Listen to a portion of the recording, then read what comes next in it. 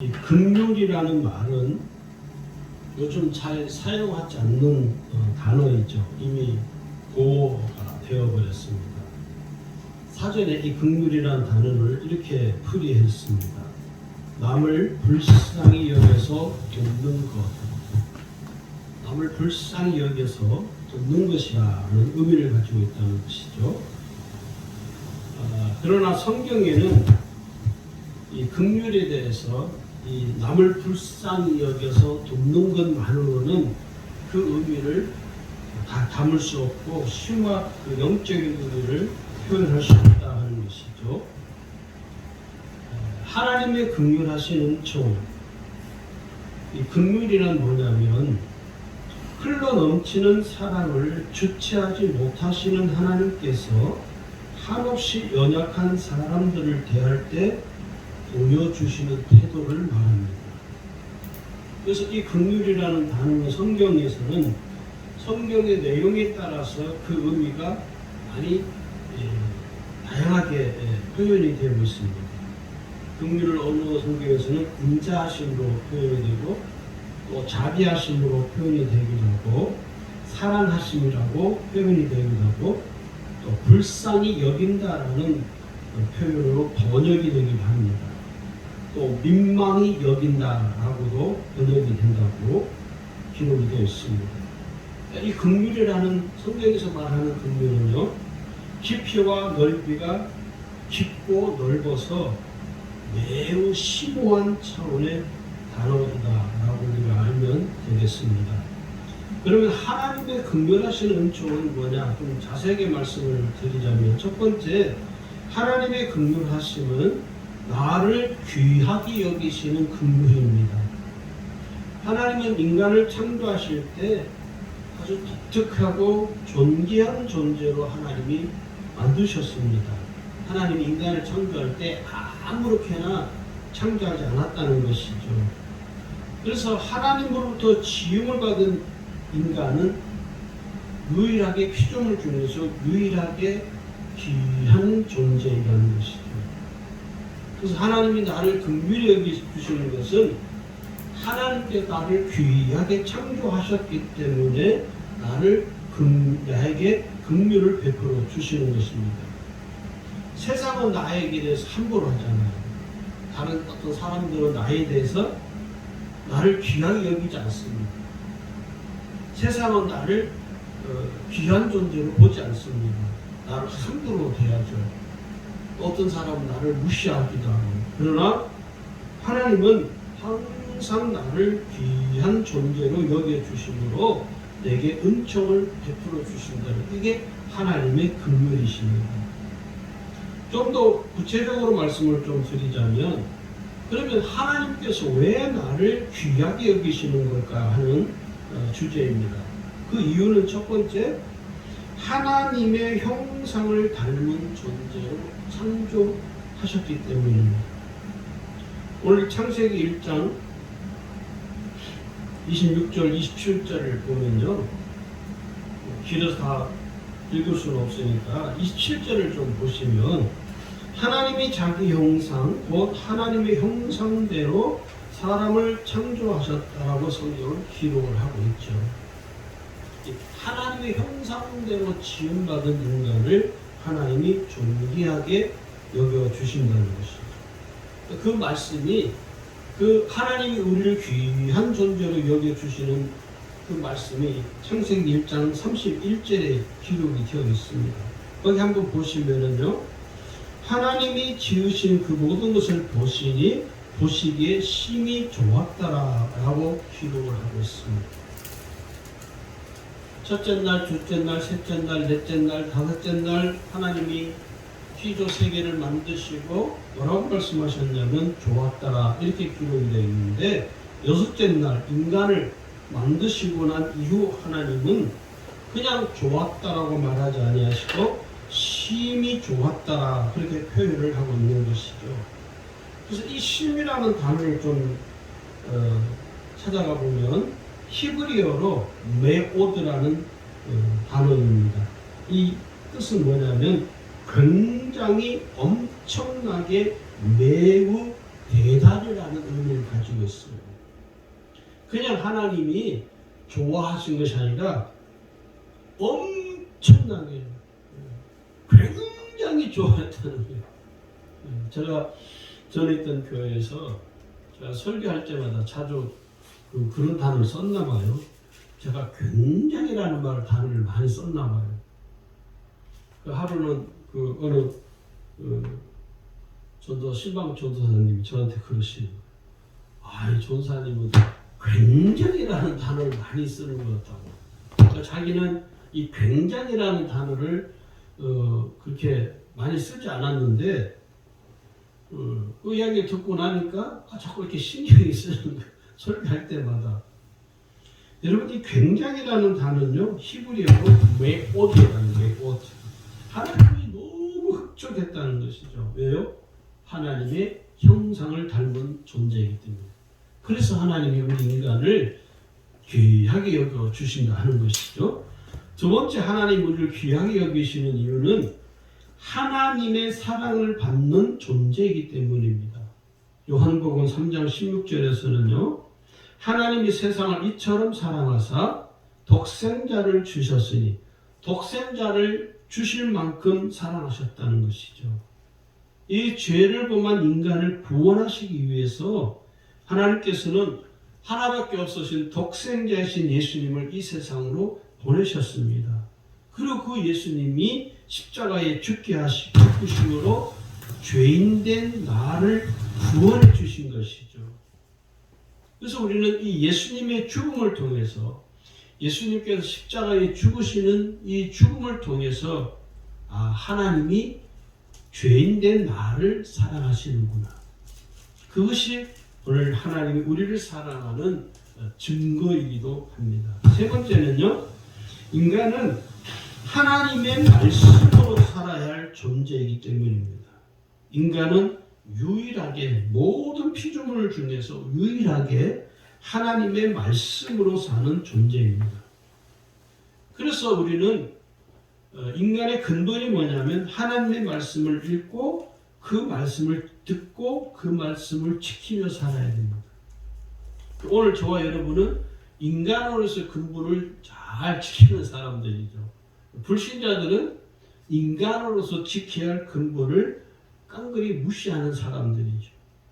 그래서 하나님은요, 인간의 근본을 지키는 우리를 귀히 여겨 주심으로 우리에게 은총을 베풀어 주신다는 것이죠.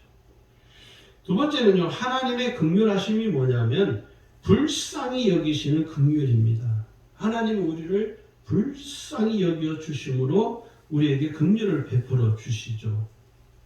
오늘날 하나님께서 나를 불쌍히 여겨 주시지 아니하시면 여러분, 오늘 저와 여러분은 이 세상에서 존재의 의미가 없습니다. 오늘 내가 이 세상에서 살아갈 수 있는 이유는 뭐냐?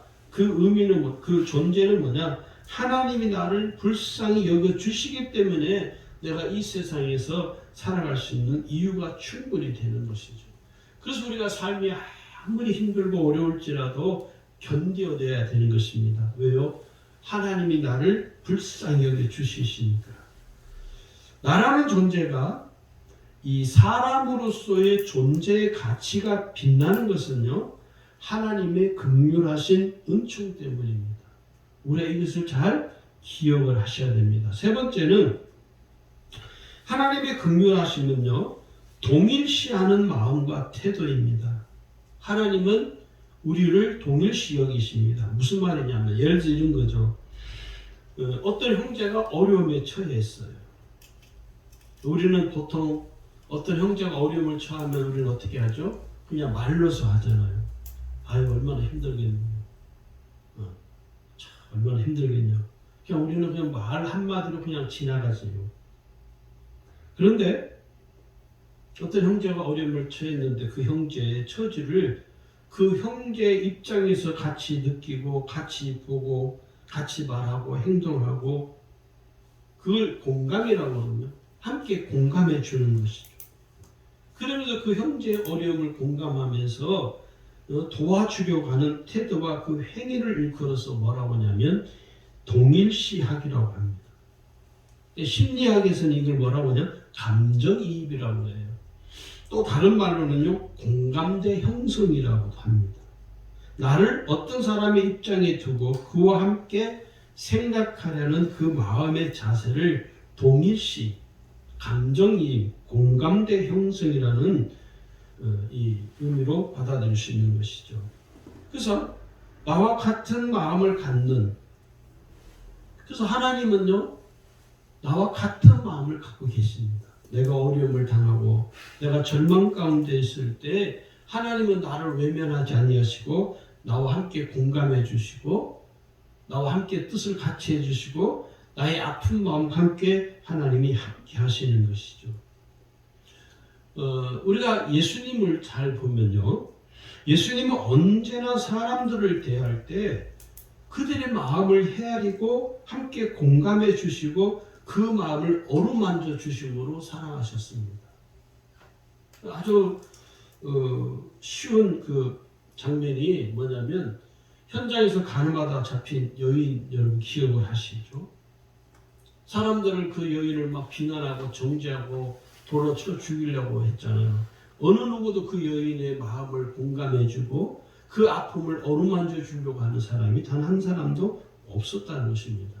오늘 이게 우리의 삶이죠. 그런데 예수님은 그 여인을 정죄하거나 그 여인에게 핀잔을 주거나 꾸중을 하거나 책망하지 아니하시고 그 여인을 그대로 받아들이죠.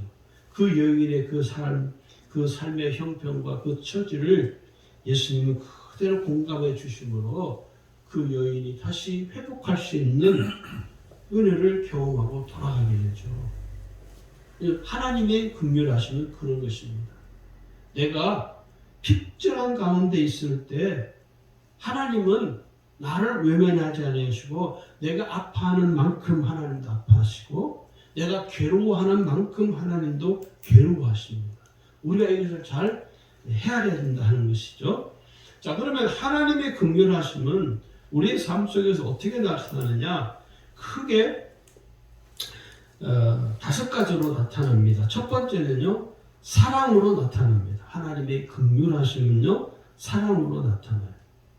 하나님이 오늘 나를 사랑하심으로, 죄인된 나를 온전히 사랑하심으로 나를 긍휼히 여겨주시는 것이죠.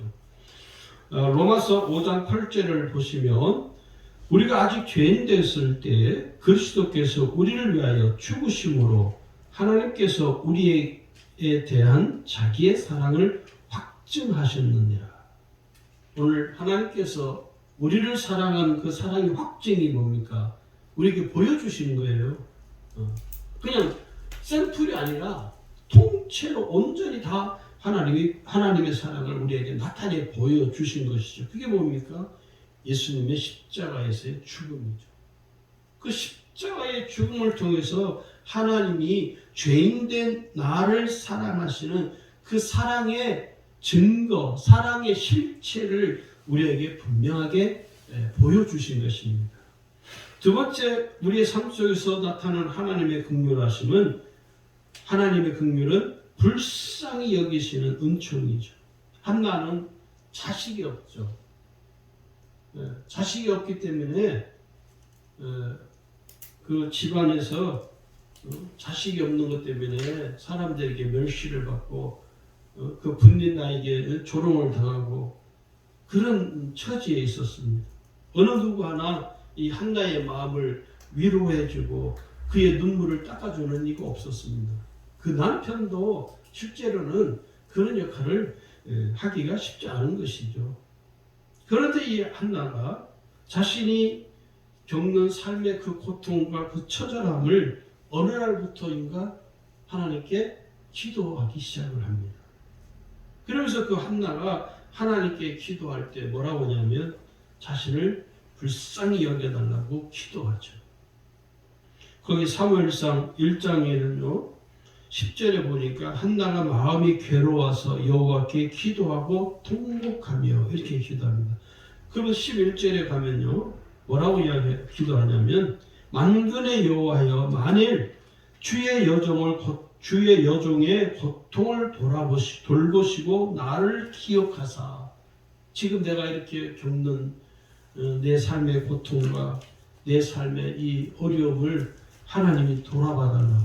하나님께 뭘 구합니까? 긍휼을 구하는 것이죠. 나를 정말 하나님 나를 불쌍히 여겨달라고 간절함으로 정말 마치 술 먹어서 미친 여자처럼 절규하면서 기도합니다. 하나님은 결국 그 한나의 손을 들어주시죠. 하나님이 한나에게 기도에 응답하심으로 사무엘이라는 아주 위대한 선지자가 그 한나를 통해서 이 세상에 탄생되게 된 것이죠.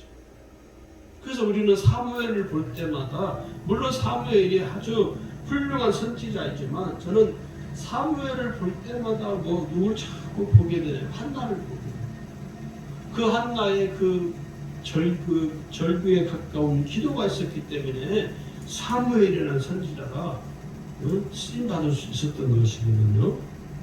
그 다음에 세 번째는요, 하나님의 긍휼하신 우리의 삶을 통해서 십자가의 은혜를 통해서 드러납니다.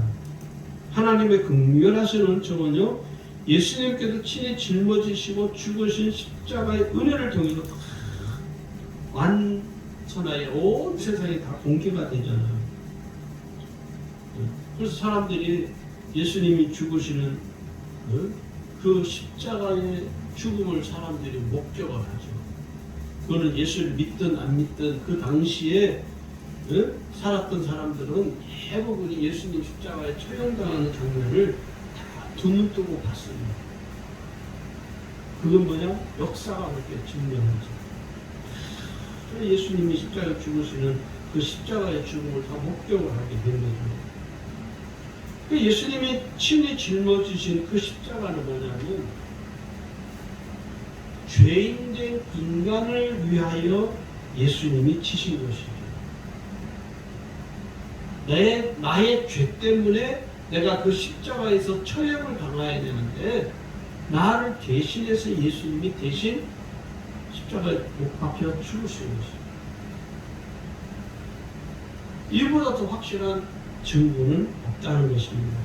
하나님의 긍휼하신 은총을 가장 잘 표현하고 보여주는 장면이 뭐냐면 십자가입니다. 근데 이 십자가는 이 세상의 모든 인간이 알 수 있는 사건입니다. 참 신기한 게 있잖아요. 어느 종교에서도요, 예수님의 십자가의 사건을 허가하는 사람, 종교는 없습니다. 신정합니다. 예수 안 믿는 불신자들도요, 예수님의 십자가의 사건을요, 꾸몄다라고 말하지 않습니다. 그거는 실제로 사실적인 역사적인 사실의 사건이었기 때문에. 그래서 이 십자가의 은혜는 은밀하게 감추어져서 이루어진 것이 아니라 이 세상 모든 사람들이 알 수 있도록, 이 세상 모든 사람들이 다 볼 수 있도록, 믿을 수 있도록, 깨달을 수 있도록 하나님께서 분명하게 하나님께서 이 세상에 드러난 거룩한 사건입니다. 히브리 12장 2절을 보시면요, 믿음의 주요 또 온전하게 하신 예수를 바라보자. 그는 그 앞에 있는 기쁨을 위하여 십자가를 참으사 부끄러움을 개의치 아니하시더니 하나님 보좌 우편에 앉으셨느니라. 이렇게 기록되어 있습니다. 또 고린도전서 1장 18절에 가면요, 십자가의 도가 멸망하는 자들에게는 미련한 것이요 구원을 받는 우리에게는 하나님의 능력이라. 십자가가 우리에게는 뭐가 돼요? 능력이 돼요. 우리가 죄에서 구원받을 수 있는 강력한 능력이 뭐냐? 십자가의 은혜입니다. 그래서 우리가 늘 기억하고 늘 우리가 되새기려면 십자가의 은혜를 늘 되새기며 살아야 된다는 것이죠. 자, 그 다음에 네 번째는요, 하나님의 긍휼하심은 죄를 사해 주시는 은총을 통해서 나타납니다. 하나님께서는 우리의 죄를 사하여 주심으로 우리에게 은총을 베푸셨습니다. 그래서 죄 사함 받는 은총을 우리가 경험하는 것이죠. 그리고 하나님께서는 오늘 우리에게 회개할 수 있는 은총을 주셨어요. 회개는 뭐냐? 하나님께서 죄 씻음을 받을 수 있도록 은혜를 베풀어 주시는 특별한 은혜입니다. 우리가 이 회개가 없으면요, 우리의 삶을 엉망진창입니다. 구원받았어도, 내가 예수 믿고 구원받았음에도 불구하고 하나님이 내게 회개라는 은총을 주시지 아니했다면 우리는 이 구원받은 은혜의 삶을 유지할 수가 없습니다. 누가복음 5장 32절에 말씀하기를 내가 의인을 부르러 온 것이 아니요 죄인을 불러 회개시키러 왔노라. 오늘 주님은 의인을 구원하러 오신 것이 아니라 죄인을 구원하러 오신 것이죠. 그래서 회개는요, 징계가 아니라 하나님께서 오늘 우리에게 베풀어 주시는 가장 큰 은총입니다. 할렐루야. 그래서 회개하는 사람이요, 하나님의 긍휼하신 은총을 풍성하게 경험할 수 있습니다. 그 다음에 다섯 번째는 하나님의 긍휼하심은 오래 참으심으로 나타납니다. 하나님께서 오늘 우리를 향하신 그 긍휼하신 은총은 오래 참으심입니다. 참 제가 생각할 때도 하나님은 정말 오래 참으시는 하나님이시구나 하는 것을 우리가 정말 우리의 삶 속에서 너무너무 많이 느끼죠. 여러분, 만약에 우리가 온전한 삶을 살지 못할 때, 만약에 하나님께서 저와 여러분이 하나님 보시기에 온전하지 못한 삶을 살아가는 우리를 하나님께서 그 즉시 징계해버린다면 이 세상에 살아남을 수 있는 자가 단 한 명도 없을 겁니다. 네. 저를 비롯해서 하나님께서 즉시 바로바로 징계해버린다면 여러분, 우리는 이 세상에 살아남을 수가 없어요. 그래서 하나님의 이 긍휼하신 은총은요, 나를 향하여 오래 참는 거예요. 고린도전서 13장 4절에도 말씀하죠. 사랑은 뭐라고 하는 줄 아세요? 오래 참는 거예요. 네. 오래 참는 것이죠. 참 이 오래 참는 게 쉽지 않습니다. 부모들이 자식을 향하여 오래 참잖아요. 근데 그 참는 게 이제 한계에 오면 어떻게 돼요? 폭발해버리는 거죠. 폭발하는 것이죠. 그런데 하나님은 오래 참으시는 거예요. 제가 직장 생활할 때 신학교를 제가 총 20살 때 20대 때 하나님 앞에 서원하고 주일종이 되겠다고 서원했었는데 계산을 제가 해보니까 약 한 10년을 버텼더라고요. 근데 그 사이에 그렇다고 신앙생활을 게을리하고 그러지는 않았지만 그 사이에 많은 일들이 있었지만 저로 하여금 더 이상 내가 버틸 수가 없구나. 하나님이 저 같은 경우는 10년을 하나님 오래 참으시고 기다리신 거예요. 바라보시면서. 그때 지금 생각하면 참 아찔하죠. 하나님이 오래 참아 주셨기 때문에 지금 제가 이렇게 목사로 살아갈 수 있지, 만약에 하나님이 오래 참으시지 아니하시고 바로 징계했다면 저는 벌써 아마 이 세상에 하나님의 생명을 걷어갔을지도 몰라요. 지금도 진영 쪽에 가면요, 부마고속도로 이렇게 지금은 그 진영 그쪽에 아파트가 다 엄청나게 들어섰는데 옛날에는 거기가 낭떠러지였거든요. 고속도로. 하도 언제나 저는 영업사업을 했기 때문에 가다가 그 4월달 약간 졸음이 와서 진영 휴게소에 가서 이제 세워놓고 커피 한 잔 마시고 가야겠다 하는데 눈을 떠보니까 제 차가 그 가들 레일 위를 달리는 거예요. 그러면서 차가 엎어지면서 약 한 10층 높이에 낭떠러지로 차가 굴러떨어지고 차는 다 박살이 났는데 저는 기절을 했죠. 그 차가 굴러떨어질 때 제가 한마디 딱 외쳤습니다. 주여 하고 그 말 한마디 외치고 기절하고 쓰러졌죠. 그러고 차가 다 박살이 났는데 깨진 유리창 사이로 제가 푹푹 기어 나오면서 가장 먼저 했던 고백이 뭐냐면, 하나님 저 이제 가겠습니다. 제가 두 손 듭니다. 그때 제가 내가 더 이상 여기서 버텼다가는 내 생명이 온전하지 못하겠구나. 그래서 그 길로 그때는 이제 수능 시험이 아니고 그때는 본고사였습니다. 대입 시험 준비하고 그 해에 이제 12월 달에 가서 시험을 치고 이제 신학교에 가게 됐죠. 지금 그걸 보면 하나님이 오래 참으신 거죠. 10년을 하나님 오래 참으시고 기다려 주시고, 물론 그 순간순간마다 하나님께서 어떤 일을 통해서 어떤 사건을 통해서 어떤 일을 통해서 사람을 통해서 내게 계속 말씀을 하시긴 하셨습니다. 근데 제가 계속 안 들었던 거죠. 결국은 하나님이 양 생명을 양 하나님이 직접 손을 대시는 그 과정을 통해서, 그래서 저는 이 하나님이 오래 참으시는 것이 무엇인지를 저는 제 삶 속에서 아주 그냥 뚜렷하게 체험을 하다 보니까 하나님이 오래 참으시는 것이 무엇인가를 너무 잘 아는 것이죠. 오늘 저와 여러분이 하나님께서 오늘 우리에게 긍휼하신 은총을 베푸시는 이 긍휼하심은요, 우리를 불쌍히 여기시고 우리에게 자비를 베풀어 주시고 우리에게 끝까지 우리가 하나님 앞에 온전한 사람으로 온전한 신앙으로 돌아올 때까지 하나님은 오래 참으시는 하나님이시니, 여러분 우리가 그 하나님을 실망시키지 마시고 날마다 하나님의 긍휼한 은총을 입고 하나님을 기쁘시게 하는 삶을 살아가시기를 주님으로 축원합니다.